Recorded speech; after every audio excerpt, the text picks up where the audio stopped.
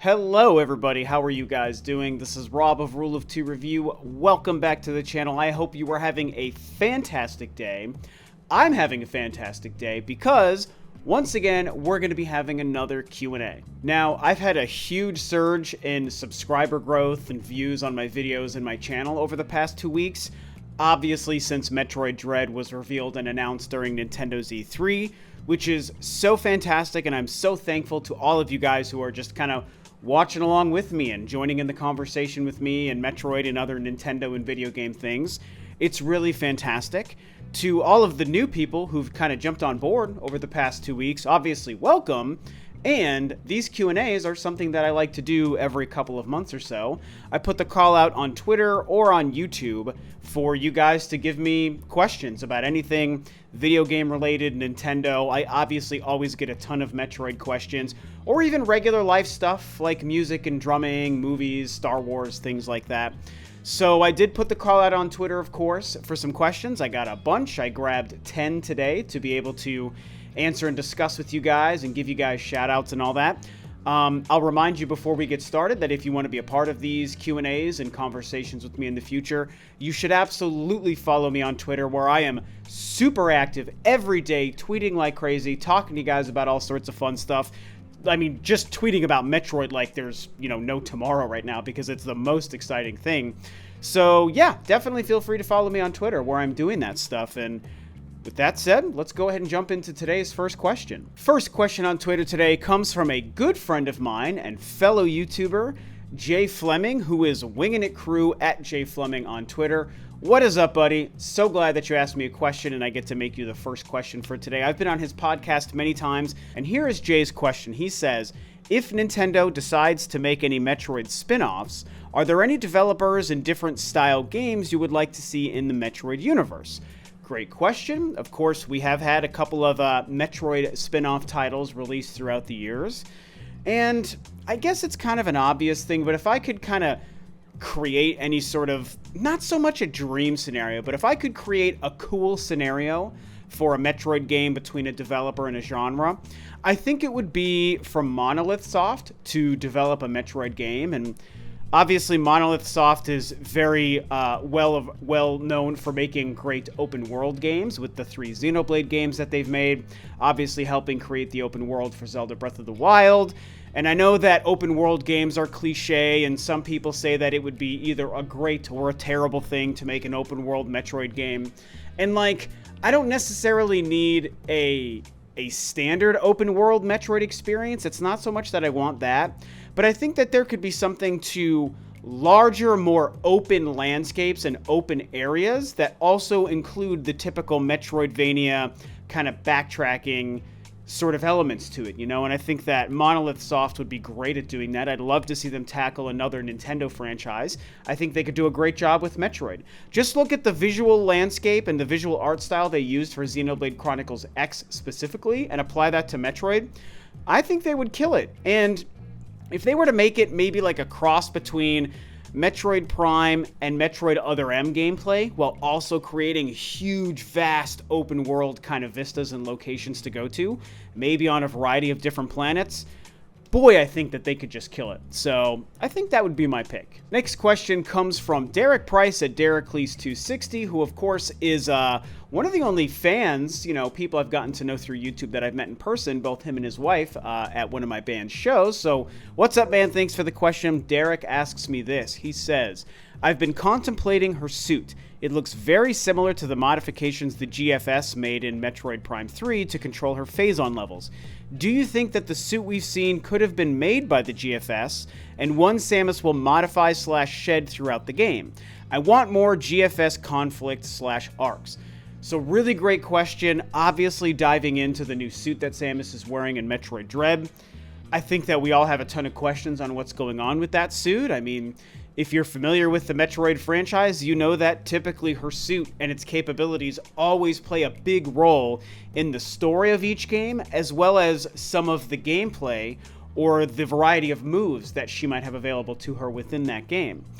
When I look at her suit, and you make a comparison to the Metroid Prime 3 suit that controls her phase-on levels, that's actually the PED suit. That's what it's called in Metroid Prime 3. Visually, probably one of my top 3 or 4 favorite suits that she wears. Again, just in terms of visuals.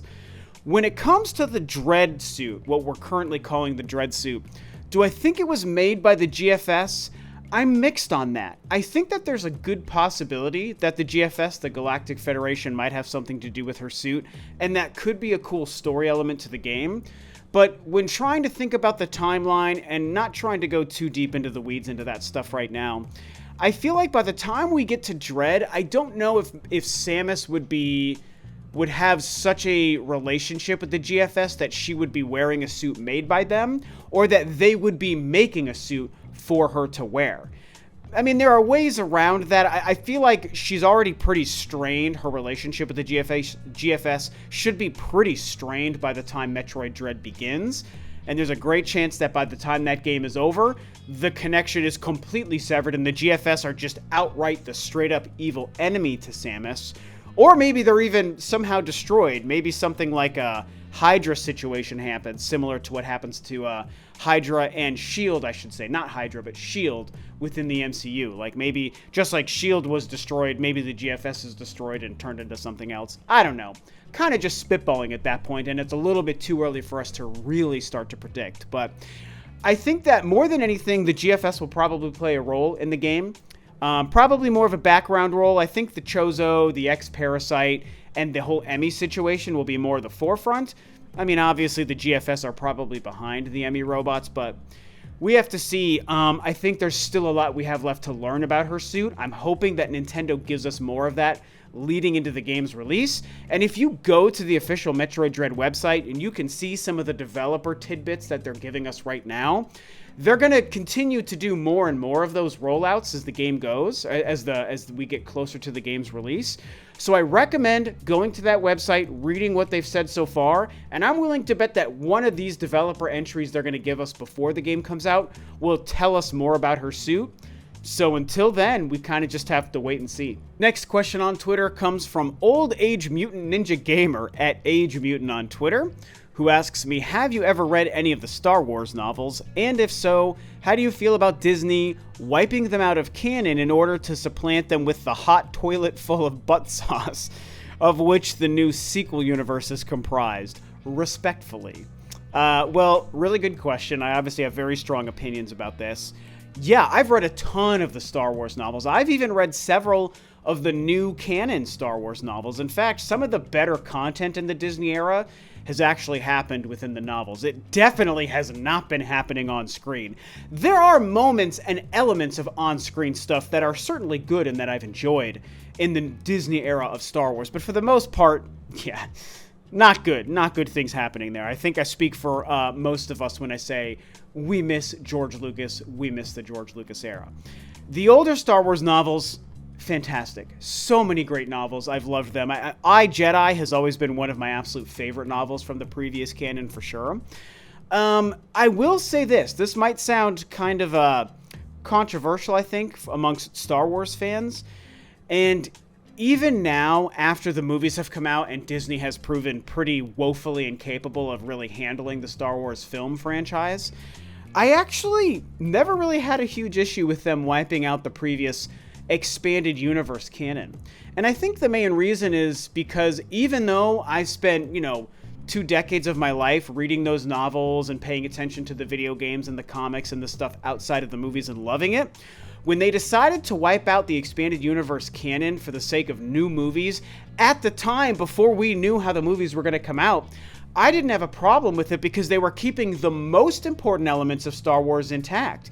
The original 6 movies and the Clone Wars show.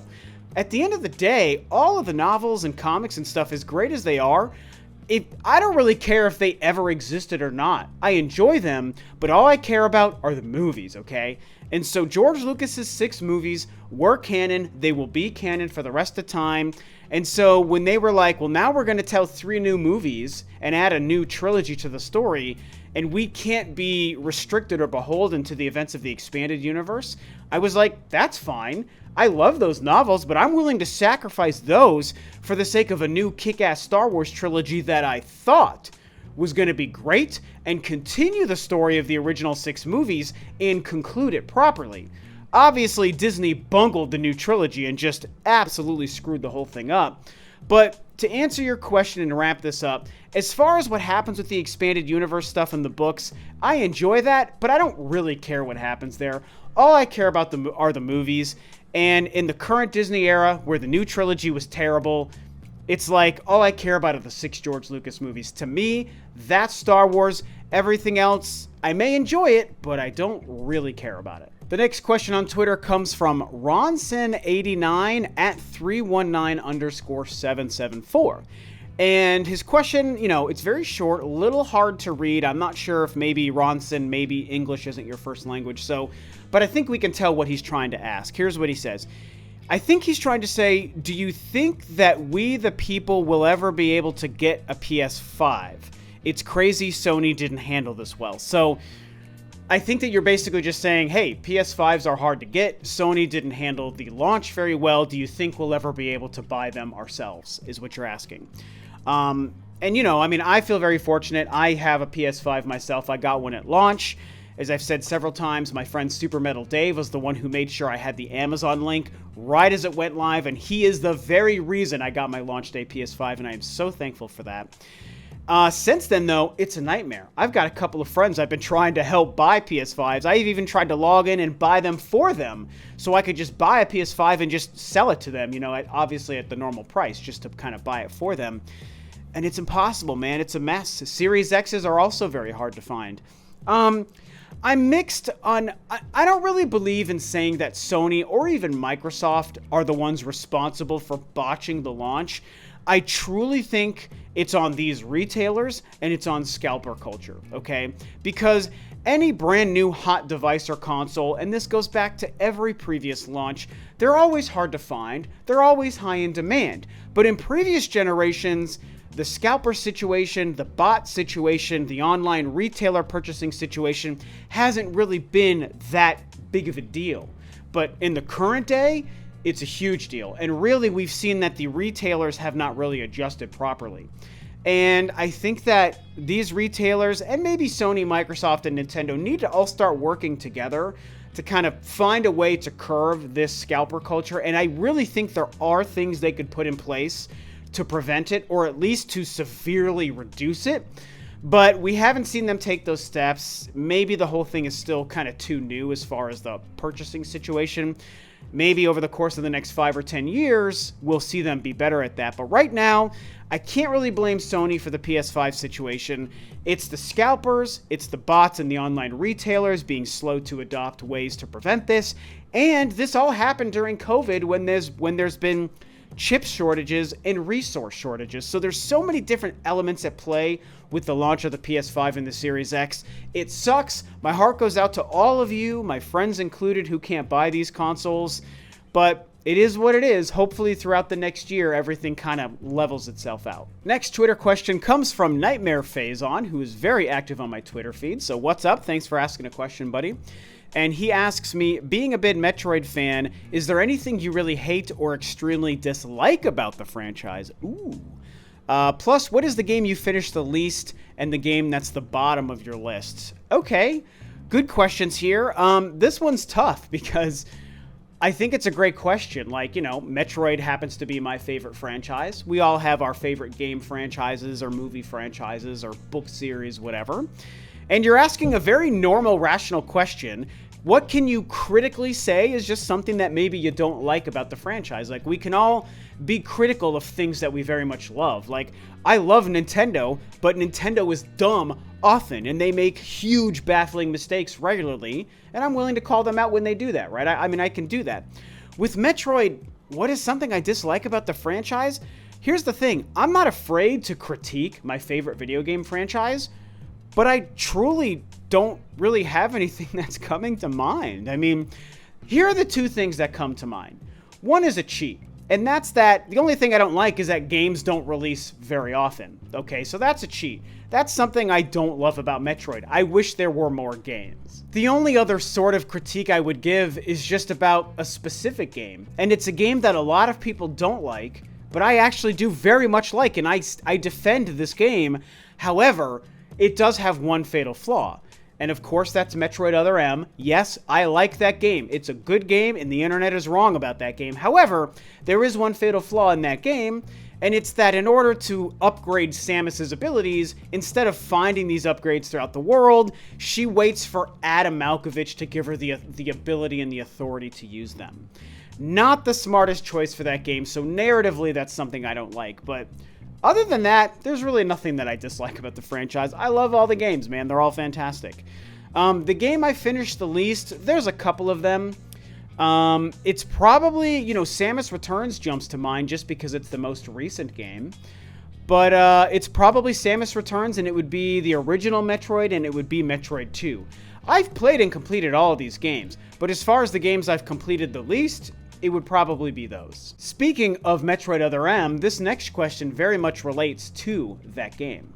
This comes from Dana and Drawings at Metroid something something. I don't know the rest of your name because it's too long, so sorry about that. And here is what she asks me. She says, as a fan of Adam Malkovich, I'm curious what your opinion of him is. So you're saying you're a fan of Adam, but you're asking me what I think of Adam. And, for the most part, I like Adam. I appreciate his inclusion in the story. And while there are things about Other M that kind of weren't maybe the best, one of them I was just hinting at in the last question, I still like how Other M explored Samus's relation to Adam. And we can't forget Metroid Fusion, which is a fan darling that the Metroid fanbase just raves about and holds in the highest regard. So many Metroid fans very confusingly seem to forget that the whole Adam Malkovich thing that they didn't like in Other M, that actually started in Metroid Fusion. That's the game and the time in the Metroid history that they first introduced us to the concept of Adam and Samus's very important, emotional, intimate relationship to him. In fact, Metroid Other M's cutscenes and story literally deliver on several moments Samus talks to herself about in that game, in Metroid Fusion. And so there's this weird disparity between Metroid fans loving Fusion, but forgetting that it plays a huge role in Other M, and it just is very frustrating to me. So, yeah, I like what they're doing there. Now, in Other M, were they too heavy-handed and melodramatic with how they told the story of Samus and Adam Malkovich? Yes. I also didn't visually, I don't love his face. He looks weird. That's a stupid complaint that doesn't matter, but I do think he looks weird. And I didn't necessarily love the actor who portrayed him in that game. But as far as just how he was written and the bigger picture of Adam and Samus, I like that stuff. And it's important for us to remember that the story of Adam Malkovich that was in Metroid Fusion and in Metroid Other M is continuing in some way in Metroid Dread, because we know a new AI computer is introduced in that game, and Samus will continue to call this computer Adam. So her relationship with Adam ain't over. So all you Other M haters who want to cry about the story and cry about Samus in Metroid Other M, you better buckle down, strap in, and prepare for more Adam Malkovich in Metroid Dread. Next question on Twitter comes from Morlock5K, Operation Metroid Dread, at Morlock5K. What's up? Thanks for the question. And you ask me, do I think that RGT85 will enjoy playing Balan Wonderworld when Metroid Dread sells over 3 million copies in its first year? Well, Sean, what do you think, man? Are you going to like that game? I think you're going to love playing that game. Next up, we have Matthew Augustine at Augustine Matthew on Twitter, who says, what would be your ultimate Zelda game if you could make one? And they give a bunch of examples. Twilight Princess fight style, massive hordes like Warriors games, Skyward Sword type items, Wind Waker music. Oh my god, all sorts of things. A level up system, open world. So, kind of a tricky one to answer. My ultimate Zelda game. It's really not that complicated. Really, the ultimate thing I want is a true, actual console sequel or successor to the Wind Waker. Because that's my favorite Zelda game. It's one of my top 3 favorite games of all time. I still think it's fantastic. I even think it's better than Breath of the Wild, as much as that game is also amazing. And I know that, Phantom Hourglass is kind of like a sequel / successor to that game on the DS, and was using, a portable DS quality version of that art style. But imagine on a modern actual console with 1080p or even 4K visuals and graphics and fidelity, a Nintendo Switch title, or even like a, next-gen Nintendo title, Wind Waker sequel, or even just another game that's using that identical art style like On the Great Sea or something there. I don't want it any fancier than that. I don't want to necessarily redefine like the gameplay mechanics or the level up system or anything. I just want the great quintessential Zelda with a huge world to explore, an interesting story, and awesome dungeons, and I just want it to be in that Wind Waker art style, but a more modern version of that. Next up, we have a question from Traykov540 at Traykov540, who asks me, do you think Nintendo should have named the Wii U the Wii 2 instead? Do you think it could have a better chance at selling more units if it was called Wii 2? Really good question. This was a long debated situation, man, about the Wii U, and obviously the fact that it really didn't do all that well, despite the fact that I personally love it to death. In fact, I have it hooked up right there. You might even be able to see the gamepad sitting there next to my Wii remote and stuff, and my Wii U controller. I love the Wii U. It deserved so much better than it got. People didn't give it a chance, and they were way wrong about it. Just like with Other M, the internet was way wrong about the Wii U, and it's really a shame. I miss that console. I guess all I can really say is, yeah, maybe there's a chance calling it Wii 2 instead of Wii U might have helped, because if anything, it probably would have overcome the initial issue they had when they revealed the game at E3, and we were all confused about what the thing really was. And like, you can go back and look at that now and say, how could anyone possibly have been confused? It was so obvious, blah, blah, blah. The messaging was so clear. And I'm going to tell you, and I'm a Wii U fan, so I'm not trying to defend, in a different direction. As one of the biggest Wii U fans and supporters on this planet, I'm telling you, Nintendo botched that reveal. They botched the messaging. It was most assuredly 100% not clear what it was at first. Because I am a dialed-in video game and Nintendo fan. I was watching and taking notes and paying attention right along with everyone else. And when I first saw the reveal on stage at E3 2011, I was confused until I followed up with articles after the show where they confirmed that it was a new console. I thought it was maybe just a new device or peripheral for the Wii, because that was so common at the time for the Wii when the Wii U was shown. And because they confirmed this, they went out of their way to not show the console. For whatever reason they thought that was a good idea. They just showed the controller. And so, yeah, people were confused. If they called it the Wii U, if they called it the Wii 2, people would have known what it was, and I don't think it would have necessarily saved the console from a sales failure, but I do think it could have helped and maybe made it a little bit more successful than it was. And the last question today comes from another good friend of mine and YouTube fellow, Andre, who is the game idea guy, the game idea guy, if I could speak right, at GVGINU. What's up, Andre? Who says, how would you feel about Metroid games that explore the other bounty hunters that Samus encounters throughout the franchise?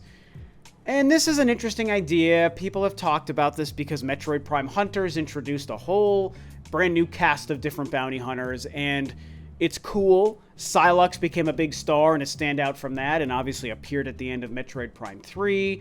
We expect Psylocke might be playing a role in Metroid Prime 4.